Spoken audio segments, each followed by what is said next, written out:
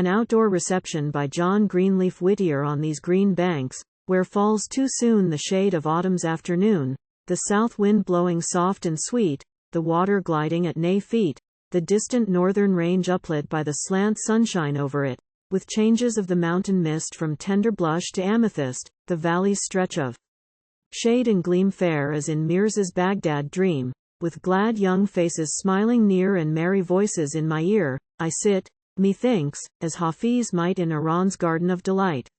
For Persian roses blushing red, Aster and gentian bloom instead. For Shiraz wine, this mountain air.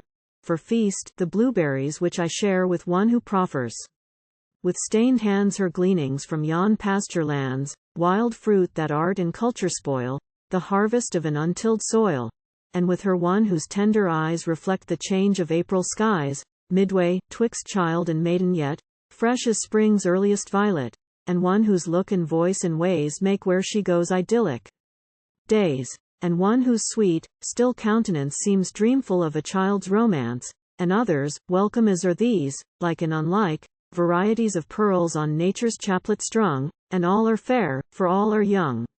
Gathered from seaside cities old, from midland prairie, lake, and wold, from the great wheat fields, which might feed the hunger of a world at need, in healthful change of rest and play their school vacations glide away. No critics these. They only see an old and kindly friend in me, in whose amused, indulgent look their innocent mirth has no rebuke. They scarce can know my rugged rhymes, the harsher songs of evil times, nor graver themes in minor keys of life's and death's solemnities, but haply, as they bear in mind some verse of lighter, happier kind, hints of the boyhood of the man, youth viewed from life's meridian, half seriously and half in play my pleasant interviewers pay their visit, with no fell intent of taking notes and punishment. As yonder solitary pine is ringed below with flower and vine, more favored than that lonely tree, the bloom of girlhood circles me.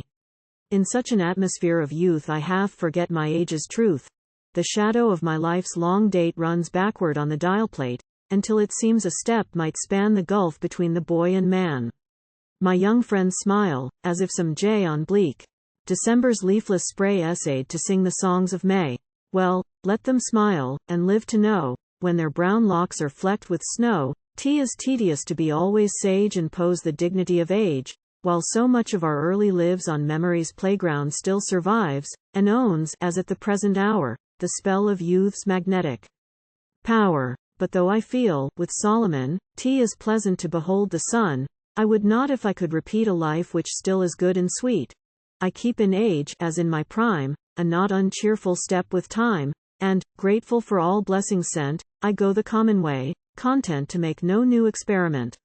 On easy terms with law and fate, for what must be I calmly wait, and trust the path I cannot see, that God is good sufficeth me.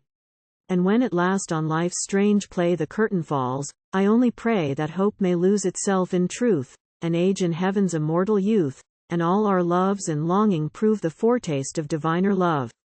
The day is done. Its afterglow along the west is burning low. My visitors, like birds, have flown.